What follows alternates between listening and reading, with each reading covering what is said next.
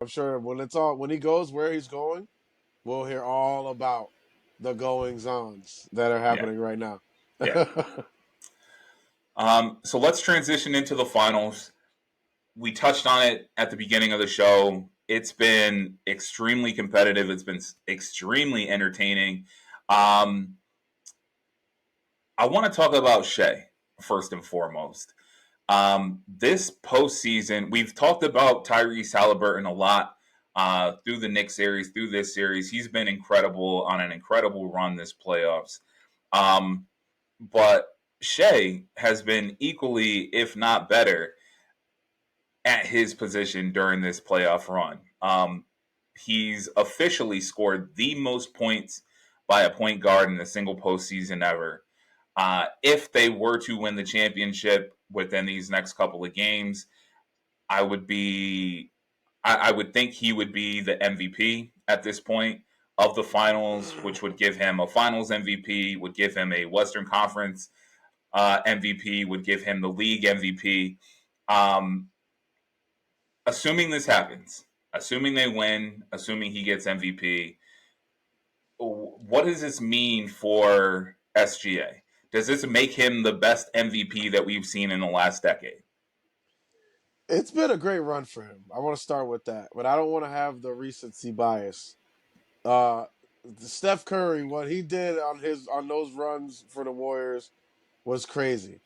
I have great respect for what SGA is doing right now in the last few years in the playoffs and especially this year in the playoffs. But I'm gonna pump the brakes on saying he's the best anything yet until That's he at fair. least gets the hardware. Steph Curry on those runs, like the things that they survived on the way, like beating Kevin Durant in Oklahoma City, even though they were down 3-2. I mean, it's just an unbelievable stretch of games where he just put together some great performances, and then he finally got his MVP too. Yep. So I mean, Yep. he's had some great playoffs. So I can't put anything above him as far as the point guards, but yeah, because he's just memorable moments like the Okay. that what yeah like I think one of the first ever no was that Steph that yeah he's the first double bang like I mean Oh come on yeah. that was Yes. crazy So bang bang he literally like one step over half court they're like Caitlin Clark does this I'm like Doc Steph Curry's been doing this forever he's bang bang you're like oh that was a crazy game. um yeah, I mean at the point guard position I would definitely still say Steph. Again, I'm making the assumption that the Thunder are going to win. He is going to get Yeah, the yeah, hardware. But even still, I would say even still, Steph. yeah, body Um, of work is what I'm looking at total, but yeah, but then I would also say, I mean, Jokic. yeah, Say what you want about his game, or he's slow and he does. He's been arguably the most dominant player in the NBA over the last yeah, 5 years. Um, everything. so Every stat. I get it. I get it. Shea could potentially have the trifecta of MVPs this year, but Yeah. I think to me, it's the way he plays. I know he gets a lot of slack for all the fouls and things like that.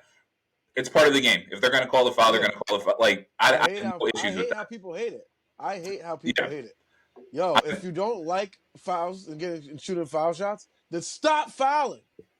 That's Stop it. fouling. They are fouls. Literally every time everybody's huffing and puffing, that's not a foul. And they slow mo it, and you see the guy getting kneed in the stomach or hip checked, or the guy's hands on his back, or he Yeah. slaps him on the wrist, or he hits him in the face, and everybody's huffing and puffing. Like, tell them to stop fouling. There's a correct way to play defense.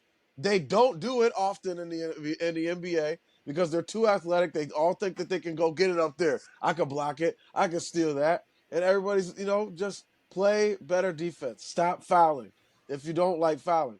That's what it is. SGA is, what he is as a player.